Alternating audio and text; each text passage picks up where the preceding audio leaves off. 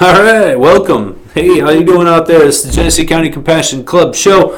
Glad to be back here at flinttalkradio.com. Got John in the studios with me. Other than that, flying solo today here in the warm city of Flint. Was it like 24 degrees? It's like 20. It's 20. Last one I looked on Comcast Xfinity. Yeah. Yeah, it's a 20. And yesterday I was walking around with insulated pants on, jeans. I walked around and I got my thighs got so windburned they were actually bleeding. Jeez. And these are insulated pants. Okay, that's bad. I mean, there's that's frozen chafe. Oh, they were hard. I mean, it hurt. I mean, they were burning, just like damn near frostbite or something. Yeah, that's probably what it was, man.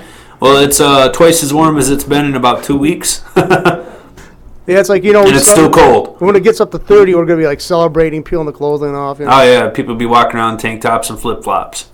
For sure.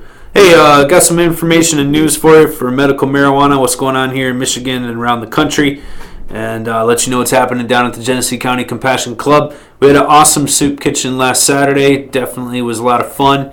Had a great turnout there. A big group of volunteers showed up to help us out. Just definitely want to say thank you to all of those who participated, and especially big thanks to Matt, who cooked up some killer meatloaf along with his famous peach cobbler and the green bean special, a few other goodies involved too. But it was awesome, and definitely glad to be part of the North End Soup Kitchen here in Flint. And it was a little slow down there this week, but you got to expect that with it being cold. Folks don't want to get out of the house as much as normal. But we'll be back there next month. We're doing it the first Friday of every month, and we're booked from now through May. So if you guys can help us out, we definitely appreciate that. Looking forward to another time down there next month. Other than that, things have been going good at the club. Definitely things are moving along there. Still looking at getting our 420 party put together. I know everybody's getting excited about that. Looks like we're going to be celebrating it on 4/19, which is a Saturday, so that way it doesn't conflict with the Easter holiday. So we'll be putting that on. I know we got some events and trying to get some speakers and some tasty food rounded up for the party. It's always a good time. We'll have our regular events scheduled, like the Twist Off and other competitions being held. Hopefully, maybe have some testing. We'll have yet to see. We're working on that. But at any rate, looking forward to a good time on 4/20. Actually, 4/19. I don't know how many times I'm going to say that. Hey, we can't conflict with Easter. What are you going to do? Who do you think you might have for a speaker? I mean, was it 2 years ago you had John Sinclair, wasn't it? Yeah, we had John Sinclair come and do some poetic. Am I saying that right? I don't know, poetic. Poetic, that's better. Yeah. Thank you, John. Poetic readings for us. He also talked about the medical marijuana movement and cannabis, and gave us a little history lesson and stuff, which is awesome. And I'm not sure who we've got yet this time. I think we're currently trying to line some speakers up. So we'll see what we come up with. But should be a good time. Always is. Always a good celebration, and definitely plan on that this year. Again, that's Saturday, April 19th. Other than that, things have been going pretty good, except for the concrete freezing out by the doors. Hopefully get a thaw going on here so we can continue to keep our doors open at the club. In the meantime, we'll just shove them open and shut when we have to. This is insane, isn't it? I mean, this is so cold. We got permafrost going on, and I'm not even talking about the weed. A couple weeks ago, I was hearing reports that it was colder here than it was in Alaska. I believe that. Yeah, it's colder. I definitely believe that.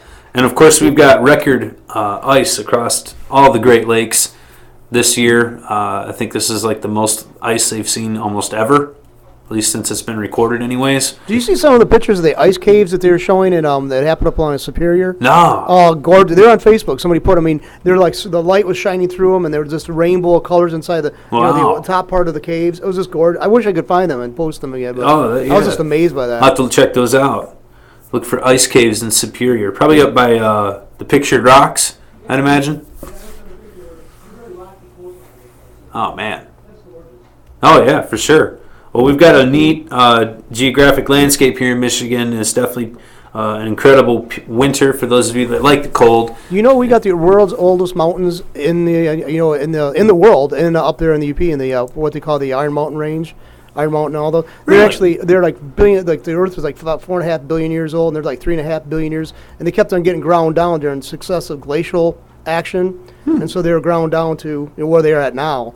But yeah, they're actually at one point they are the oldest, even before the Himalayas were actually I formed. think the Himalayas are a newer mountain range. Right, yeah, as they're they still refer growing. to them. They're still growing. Yeah. Yeah, they're. I knew the Appalachians were old. Yeah, they're growing down too. I mean, for glacial action and stuff like that too. But we have the oldest ones in the world. Yeah, Interesting. the Porcupine Mountains, I think it's called. Or Do they have a birthday or something we can celebrate? no, actually, we used to have a guy named Brian Jeffs came in here, did a show on the Saturday afternoon shootout. And he was the chief hydrogeologist for the state of Michigan. Oh, okay. And so we talked about that one time. So yeah, and actually we actually have a very stable geological situation going on. The Great Lakes are basically set in like bowls that are carved out of granite, and so the water's there in like this very, very strong, very stable base. As long as we don't drain them. Drain them, yeah. So Right. very strange. I mean, so very stable. Geologically, we're very stable. Oh, that's cool. Yeah. Provided we don't have like a pipeline break or something, like that. Yeah, but I mean, it's like the shifting here. We're so far away from the major fault lines in the United States. The only one that's even close to us is Missouri, the New Madrid one that's up there through Missouri.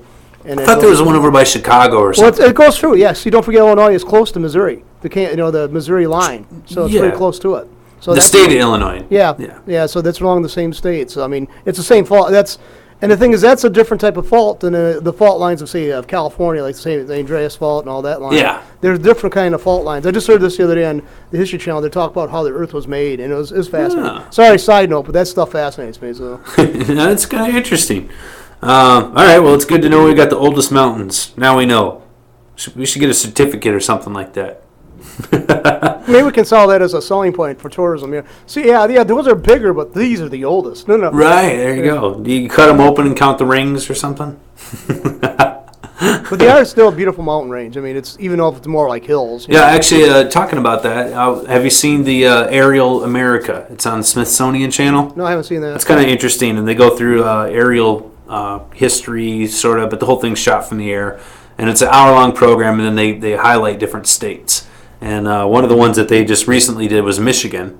And, I mean, it's beautiful. It's just gorgeous shots, and they talk about everything from the auto industry and so on. But, it's interesting as a Michigander growing up here, talking about the things that they left out. And, like the fact that we were one of the biggest logging industries when the nation was farming back in the mid-1800s. And, of course, they didn't talk about the oldest mountain range. Yeah, they did talk about that stuff, and I always just think that, like in History Channel, they create all this stuff called the Ancient Aliens.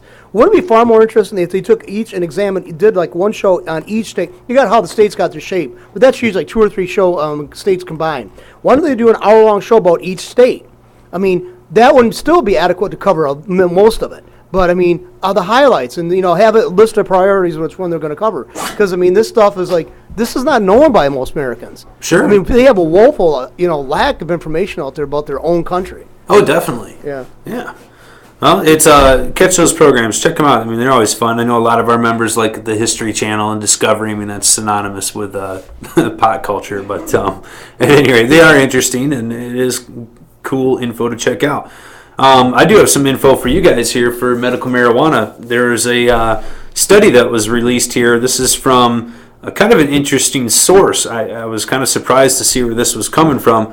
The source here is China's second military medical university. So not your typical study place that you'd think of, a place studying marijuana, certainly not in China. But at any rate, this is where it went down, was China's second military medical university, Dr. Shengming Dai. Not sure if I'm saying that correctly, but at any rate, this doctor here put together a study talking about the therapy with marijuana and using it to ease symptoms of arthritis. This was for both rheumatoid arthritis and then osteoarthritis. But it's kind of interesting. They were coming up with a study, and Dr. Dai and his team, they confirmed the presence of CB2 receptors in tissue samples that were taken from patients with osteoarthritis and rheumatoid arthritis. So it's kind of interesting there. I didn't know that actually the tissue there would hold the CB2 receptors. But at any rate, yeah, these are spread out through your body, according to this. And they found that by using a chemical that activates the CB2 receptors, they were able to suppress the inflammatory molecules that were thought to be involved with cartilage erosion. And currently they're working on now how to best figure out a way to target these receptors exclusively in their treatment of arthritis. So this is obviously using different chemicals. They're not using the whole plant in their testing, but they are using things that will trigger the CB2 receptors. They say that the CB1 receptors are what's responsible for the high that's associated with marijuana. The CB2 receptors only pick up the other types of pathways that are, the other types of cannabinoids, I should say.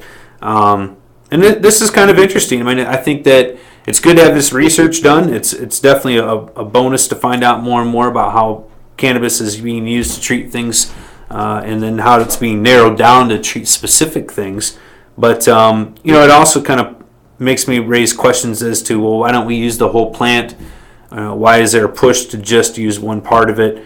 But I think a lot of this could be based around industry. If they said, well, hey, you get just as effective as using the whole plant as you could by our synthetic compound, well, then there wouldn't be a need to go buy the synthetic compound, would there? Oh no, then it's all they want to hand it over to the pharmaceutical companies because, quite frankly, the politicians get the kickback from the pharmaceutical companies. And I think it's a global thing, even outside. Obviously, with this being in China, right?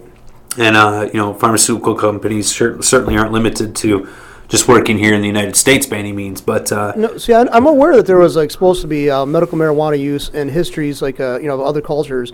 I'm not aware if it was in China, but I know that during Mao's campaign against the traditional Chinese society, the Cultural Revolution, he suppressed a lot of the martial arts, a lot of the healing arts, a lot of those because he thought it would cause China to be backwards and easy to control. So he actually purged them, violently, of everybody who were practitioner of these kind of arts. And he did a good number on them. He didn't get them all, but he got the millions are still in dispute of how many people he eradicated in his effort to bring China, what he would think, into a more modern state. But I always wondered if China was involved in using medical marijuana, medical cannabis.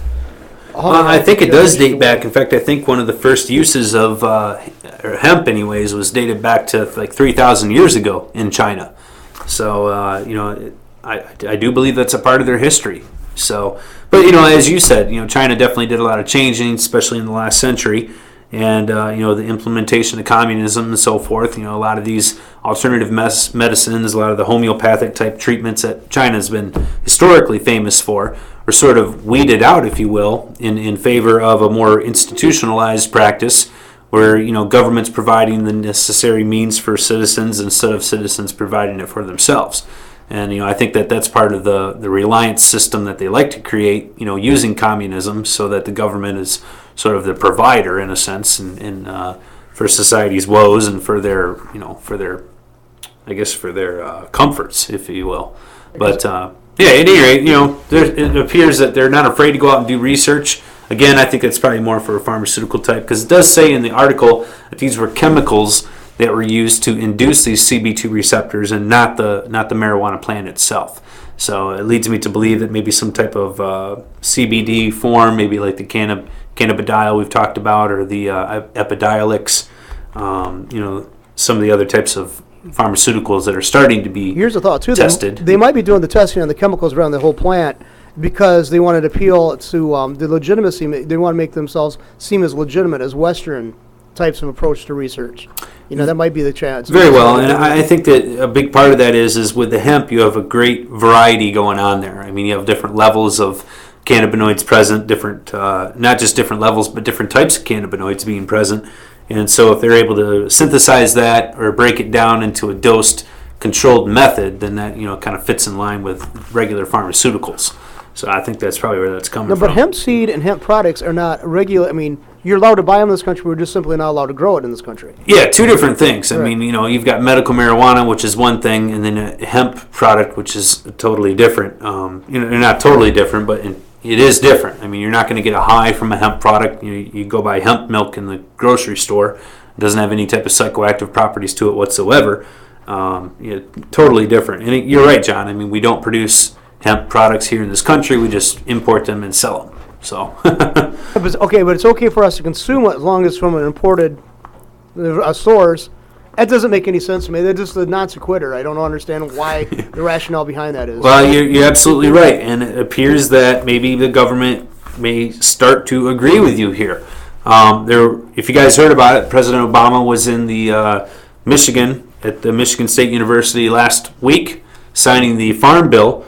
Part of the Farm Bill that passed has to do with hemp, industrial hemp production, actually.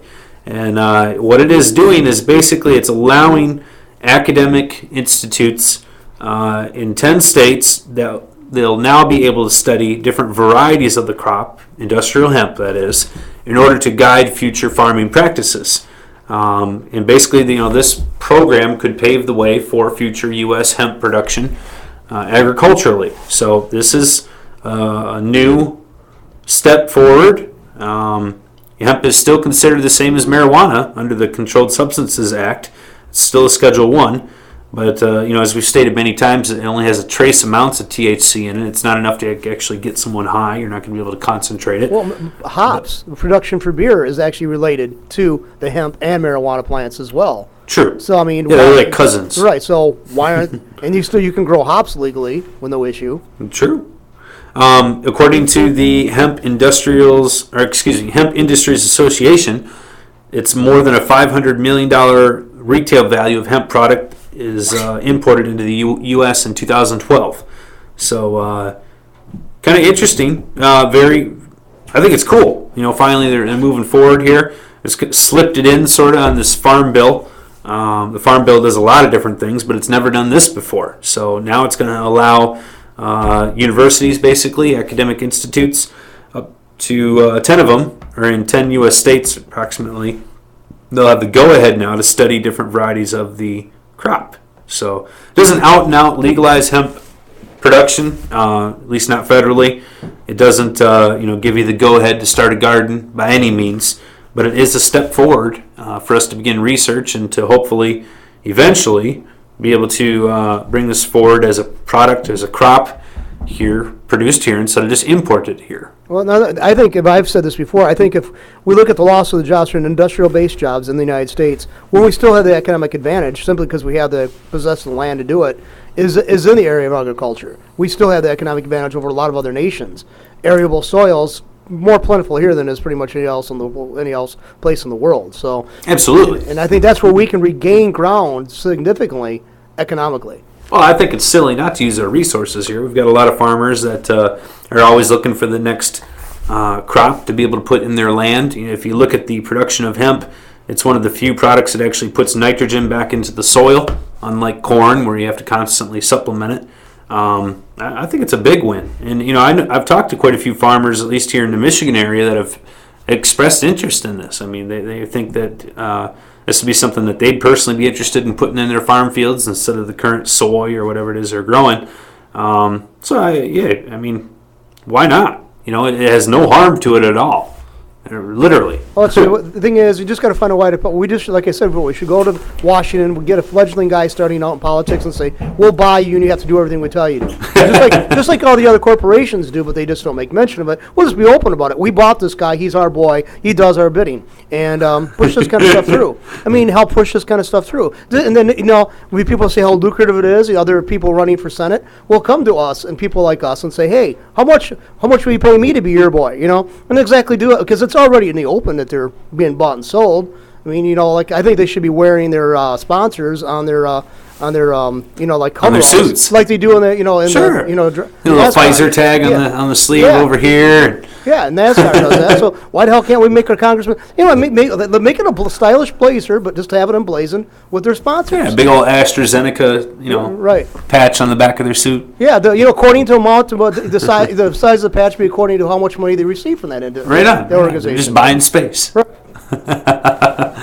I think you're right, John. They should have to be more upfront about that. Who knows? I don't think that's going to happen anytime soon. All right, I got some other news here. This is dealing with HIV and AIDS. This is a study that was produced by researchers at Louisiana State University, and they basically were showing with this that daily doses of THC are having a number of beneficial effects in animal models of HIV, particularly given to monkeys over a 17-month period. decreased damage to immune tissue of the gut, which is an important site of HIV infection. The team also found evidence that THC could do this by acting at the gene level. It's pretty cool. Dr. Patricia Molina, head of the school's Department of Physiology and leader author of the study, puts, quote here, "It adds to the picture and builds a little more information around the potential mechanisms that might be playing a role in the modulation of the infection." So that's kind of cool. I mean, we've long known that, in fact, here in Michigan, where we approved HIV as a condition for medical marijuana, it was approved because of marijuana's ability to fight nausea and to also increase appetite. And typically this is what it was used for HIV patients. But now they're finding that not only does it do those things, but it also has a bit of a role in the modulation of the infection, according to what the study here is saying. So pretty cool information. There's another quote here. It says, "The results were not what the team would have predicted," Dr. Molina explains. "When we started the study, we thought it was going to increase viral load. We thought it was going to decrease lymphocyte counts much more dramatically, and we did not see that. If anything, it looks like there might have been some beneficial immunomodulation, particularly at the end of the stages of infection."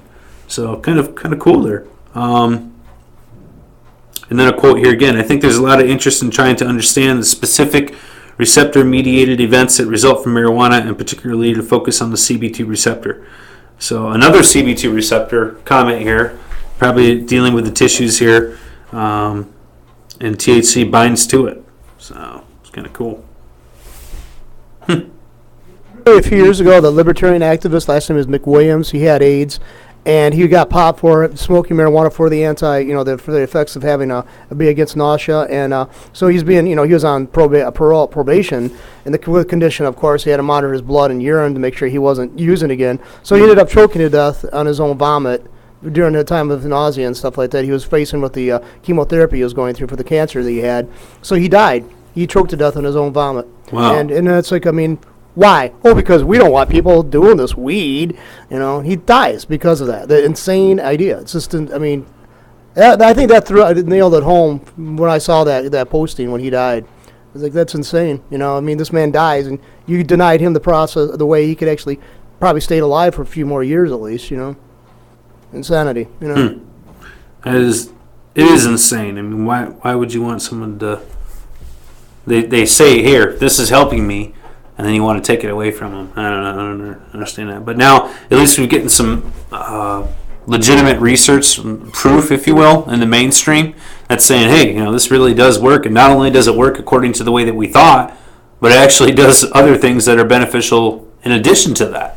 So that's pretty amazing. I mean, the benefits of this plant just continue to amaze me, and it seems that we're finding more and more research constantly confirming that, and it's working in more ways than we ever thought possible. In the 50s, the medical establishment had no issue with a face cream that was made with radioactive material put in it. Face cream, like to keep your skin young and soft and natural looking. It'll keep it pliable, all right. Yeah, and so they had no problem with the radioactive material being put into this product, but yet they're so horrified that somebody actually might want to use a plant that's been around. I don't know. Of course, we're preaching to the choir if they're listening to this show. But I just insanity. Where can I pick up some of that radioactive face cream? Oh, years ago, did you ever see when they used to have these devices that you examine your feet? They took a picture of your feet. No, I'm joking with you. I heard of that. Yeah, and they could hear these things would expose your feet to more radioactive material than going to like 100 dental X-rays. At one time. Well, I know that I've had family members in the past, back in the older days, where they used radiation to treat acne, just kind of burn it off in a sense. See, they saw this great tool, and they had this great immense power. Oh, let's use it, and now they're saying, oh, well, let's not use this. And we got to be more cautious until why? We've had a lot of field research out there before. We've proven nothing's really happened to people that's used it voluntarily. So I mean, it's just I can't get over the sheer stupidity of this. It seems amazing. I think they gotta make sure they can corner the market first before they release it. All right, there was a Supreme Court case that came out last week talking about the Vanderbeek case out there in Wyoming, Michigan. And this was a case of a gentleman felt that his township was after him. Basically, they had passed an ordinance stating that you could not use your medical marijuana rights here in their little town of Wyoming. So James Vanderbeek, he's an attorney out in the area. He's also a medical marijuana patient, sued the township and said, hey, you can't stop me. You can't take away my rights. And so went all the way to the Supreme Court. And turns out Mr. Vanderbeek was correct. Supreme Court agrees with him that local townships, local ordinances, city ordinances do not have the ability to interfere with the individual right of a patient or caregiver. This is just dealing with patients and caregivers' individual rights, as I stated. But I think this is a good note. Basically, there's been quite a few different ordinances that have passed that have been on some level trying to thwart the ability of patients and caregivers and not allowing them to, either utilize the law, use their medication according to the law and so forth. And this Supreme Court ruling is saying, well, no, you can't do that. The state has the power, and patients have the ability to do that. You can't put you can't oversight with your regulations and put that out of business there. So I know I'm paraphrasing here, but at any rate, I think this is definitely a big win for individuals. Like I said, I know we've had a number of different people that, especially like down in the Livonia area. I think that's one of the places where they didn't come out and outright ban the Michigan Medical Marijuana Act in their town. They just said, well, if it's illegal on a federal level, then you can't do it here. So, there was a implication there that if a patient was to be able to have medical marijuana in their home, that they somehow would not be able to do that according to their own township ordinance. And the Supreme Court is saying, no, that's not the case. So good for Mr. Terbeek for standing up there and taking that all the way to the Supreme Court. This is one of the supremacy issues where we're trying to figure out who has the supremacy. And in this case, they're saying the state does. It's not the feds over the state, and it's not the state, or it's not the townships over the state. It's the state has the law, and the people have the ability to utilize that if they're qualified. So kind of interesting thing there. Very cool. Could have been a damning event, that's for sure, but it turns out to be a positive. All right, got some other news here. Pull up some info here for you.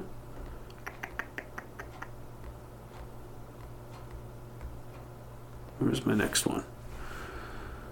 Now I got some information about Massachusetts. I just got to find it. Massachusetts, where are you? Let's go over here.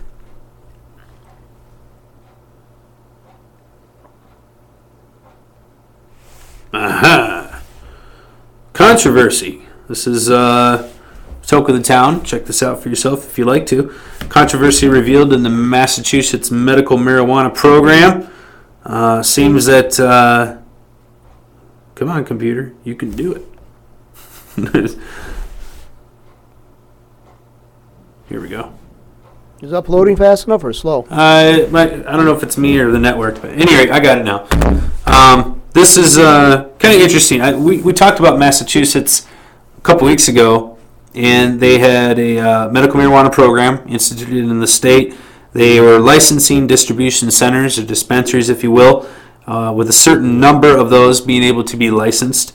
Interesting point here. District Attorney Bill Delahunt, who was district attorney from 1997 until 2011, also served as a congressman from Massachusetts in the 10th district. His group here, called Medical Marijuana of Massachusetts, was granted all 3 licenses that they applied for. No other group was awarded more than 2. So kind of interesting. This guy here is a former prosecutor. And then as soon as it's available, he goes and gets the licenses for distributing marijuana in his state. So either he's a great guy or he's an opportunistic, jerk. But anyway, maybe both. Yeah, maybe both. We don't know. All right. So, but he got his licenses approved. It's kind of interesting that all 3 that he applied for were approved. But at any rate, he got them. So it looks like he'll be part of the program there. And again, those are state approved, state regulated, licensed distribution centers for medical marijuana there in Massachusetts. It's kind of interesting. But Looks like in the 90s, this same Delahunt, again, district attorney, made a pledge to hit marijuana dealers where it hurts. I wonder if he's going to use any of his newfound cash to help liberate those people he put in prison under the law that he used to prosecute him under. I wonder if he's going to live that down, Yeah, really not too sure. Says he had 10,000 residents that were busted under him, 90% of them for simple possession. And today he hopes that they will be his biggest customers as he looks to cash in. What an a-hole. I'm sorry, that's just a jerk. I'm sorry. There's no nice guy about that. He's an a-hole. Yeah, I would have to agree. But that's how it works. So kind of interesting there. Don't be surprised if you see your politicians trying to cash in. Well, he is a lawyer, so. No. There you go. All right, what do we got going on here? This is let's see. This is about Maryland. Maryland. Oh yeah, the Maryland medical marijuana program basically doesn't really work. It appears that they approved this program back last year, and it was supposed to be dealt through the hospitals with a real strict distribution system. Well, it seems that it's so strict that nobody's getting any medical marijuana, and it's not working at all. Recent statements from their local legislators there have even confirmed this, stating that the program is not working, and so they might need an entirely new medical marijuana program out there in Maryland. In fact, some of the cannabis supporters don't even consider Maryland a real medical marijuana state just because there's no place to actually get it, there's no provision for it to be produced, and basically it's just sort of a defunct law. Kind of interesting there. Not a good thing. Neighbors to the south of Maryland, down the state quite a ways, or down the United States quite a ways, Florida, they had collected the signatures. We talked about that last week. Well, now they have passed through the Supreme Court. Looks like the attempts by their Attorney General to stop the ballot, stating that the ballot proposal was too vague, have been overturned, and the Supreme Court agrees that it is sufficient, and so it looks like Florida will have medical marijuana on the ballot here in 2014. So voters in Florida going to the ballot box in November can decide if medical marijuana is right for them in their state. And currently it looks like they've got some overwhelming support. Kind of interesting. I don't doubt that it will pass. It is a unique program down there. We'll give you more information to come as it becomes available. But, as it went through the hurdles, Florida was able to get it done. It looks like they're going to actually have medical marijuana on the ballot this year. So, pretty cool. How many states currently have medical marijuana laws on the books? I believe it's 23. Out of 50. Yeah. So, we're approaching the 50% mark here real soon. Now, you do have states like I just mentioned, Maryland, which, it's a medical marijuana state per se, because it does have a law on the books, but you don't have people actually getting access to medical marijuana. Other states that have just recently implemented programs or just recently passed laws and still have yet to implement programs, like Illinois, for example.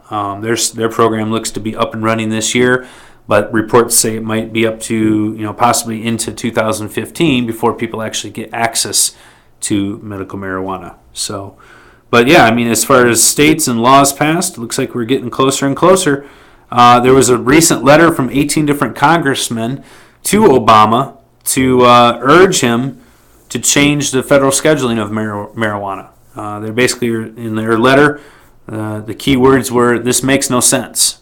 And I have to agree. Well, they're lined up because they want it for the next big office party, so that's the reason why they want it. Maybe so, or maybe they're lined up for their next big licensing party, yeah, as we've just recently seen there. That statistic's staggering, too. The amount of money coming in from the state of Michigan, when we're talking about that, the amount of money coming in just for the licensing.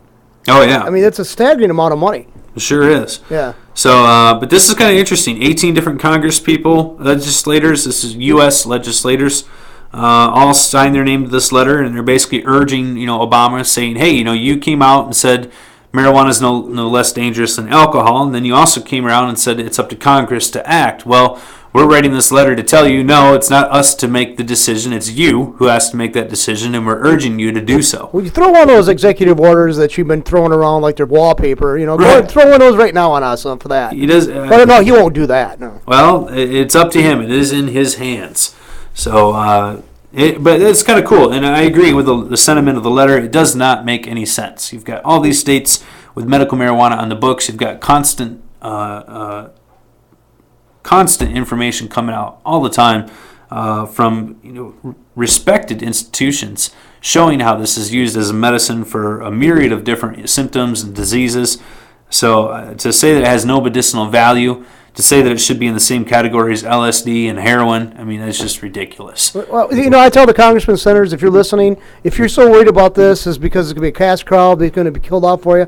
There's other things down the road you could be bought with, okay? So just, you let the American people have what they want in this instance, okay? Maybe they're waiting for their cash cow to come in. This was a story that kind of sparked my interest. This was a lady. She's a medical marijuana patient. She's a quadriplegic, and she lived in Section 8 housing. She was submitting her medical marijuana expenses. Now, people who have Section 8 have to submit sort of like an expense report so that they continue receiving support for their housing. And it wasn't that she was getting reimbursement for her medical marijuana expenses. She was just simply showing where she spends her money. And part of that money that she spent goes towards her medical marijuana treatment. She's been in a serious accident, obviously, that left her paralyzed. And she has, living in Section 8 housing, so she gets government assistance for her housing. Now, when she submitted this expense list, the LHA authorities, which is Longmont Housing Authority, sent her a termination notice and said, hey, we have reason to believe that you're using an illegal federally illegal substance, and so therefore we're going to have to evict you. So lo and behold, the story or the case went to court, and it looks like she just recently won. And basically what they resided with is not that the LHA or the Longmont Housing Authority was conflicting in their policies, but that what they said was that these local housing authorities should have the ability to make their own individual decisions regarding housing policies. So not that the HUD housing agency has to make a federal change or that there has to be a policy change there across the board, but that local housing authorities should have the ability to take these on a case-by-case basis and make the right decision there. So it gives them the flexibility, the LHA the flexibility to make that decision without being in conflict of the federal policy for HUD, which would be, hey, any illegal drugs is reason for eviction. So in this case here, this patient, Ashley Weber, and her son, she lives with her young son, will be able to stay in their house and continue receiving their Section 8 support. And in defense of that housing group that she was part of, and that they said that they're going to terminate her occupancy there, they get federal funding. So according to the funding, the conditions, they have to accept all the federal regulations along with that funding to keep their funding going. So. Right. I mean, the fact that the Longmont, or LHA for short, went to court over that is actually a good thing because it brought the policy to a point where it had to be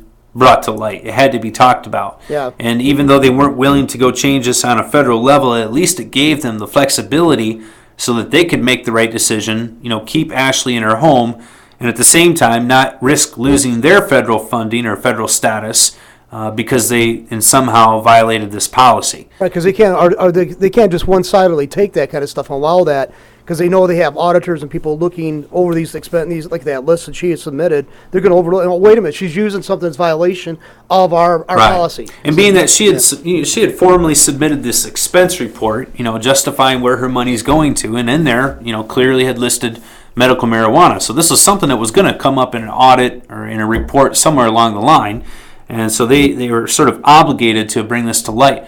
But this is a good thing. So it gives not just LHA authority there, but it gives all HUD housing authority agencies the ability to make individual decisions and without making a violation or without being outside of compliance with their federal policies. It's establishing some form of precedent anyway. Absolutely. Yeah. So good situation there. Definitely justice served, and I think that that's a good change, if you will. Definitely something that's needed. All right, I got one more thing I wanted to share for you. There was a survey in MLive this week on Actually, the article came out and it was marijuana arrests by county. So they talked about the different arrests across Michigan, broke them down by county, had the percentage of crimes related to marijuana, had the total number of arrests listed there. All counties were listed, so you can go and actually look yours up if you want to. But then at the end of the article, there was a survey there for whether or not readers thought that Michigan should legalize marijuana. And I pulled up the results on that. This was posted just about 2 days ago, I think. This is the biggest response I've ever seen. 8,400 votes on this survey that MLive put out.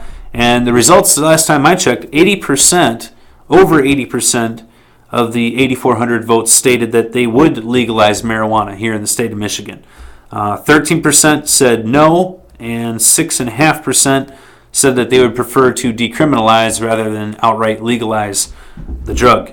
But I thought that was kind of interesting. I didn't think that we would have anything but a legalization vote on MLive. I mean, a lot of times the responses that you get on that type of source are a little bit more liberal than what may actually be the case. But 80% is far and above a majority and is pretty strong. I'd have to say that if you put that to a vote at this point in the state, you'd have to say that it'd be above 50% majority. When you guys got the medical marijuana initiative passed years ago, 4 years ago? Yeah, that was 5 years ago. It was 63%. Yeah, so that shows, I mean, that goes, if you look at the viewership or the leadership of MLive and then look at the state overall, 80%, I mean, in some ways, Genesee County in this area is actually more liberal than Berkeley, California. So some things are like, they're going to, so basically they kind of jibe. Those numbers jibe. It's like, if you enlarge it across the state or if you narrowly focus it in this county, those kind of, they make sense. Well, I think there was a similar survey to that a couple of years ago on MLive, and the results were still a majority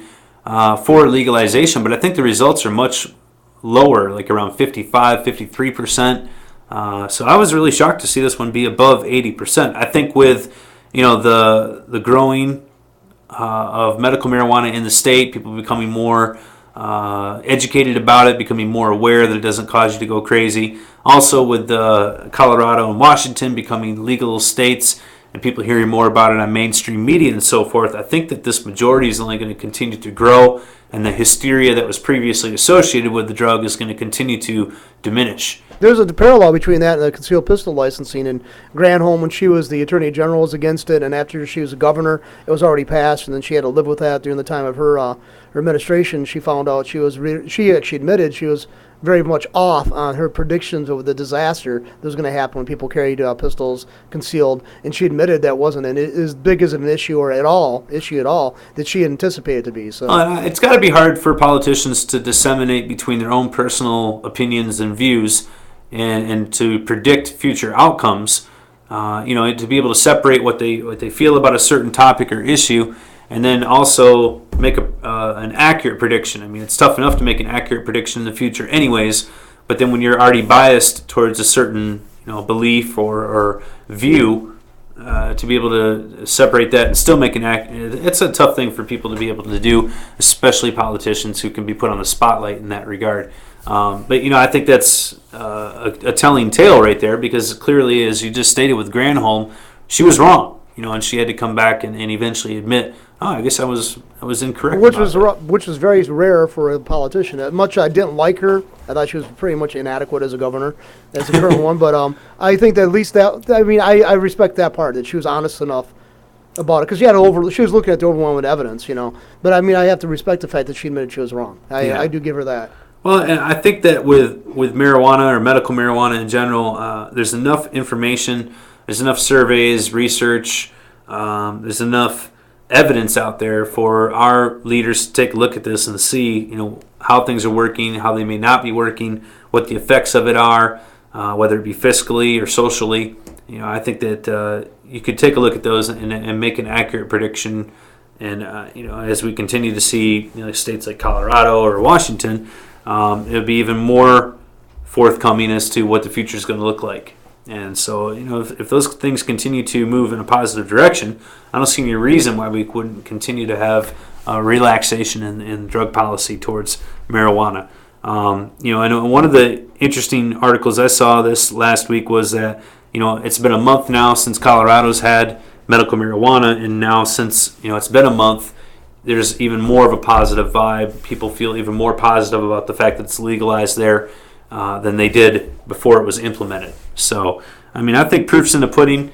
I'm sure people felt the same way back in, when Prohibition was lifted, and thinking that, oh man, now we're going to have drunks in the streets and society is going to crumble. And then as it continued to evolve and move away from the Prohibition practices, people could see, well, no, we can still conduct ourselves responsibly. Regulation can be implemented and taxes can be gathered and so forth, and this can still be used as a positive thing. I think it's going to be the same thing with this. But at any rate, that's all I have for you this week. John, thanks for being with me today. I appreciate the commentary, and viewers, thanks for listening to us. Join us here next week, same time, same place, at the Genesee County Compassion Club Show on Flint Talk Radio. Appreciate it. You guys have a good week. Thanks a lot.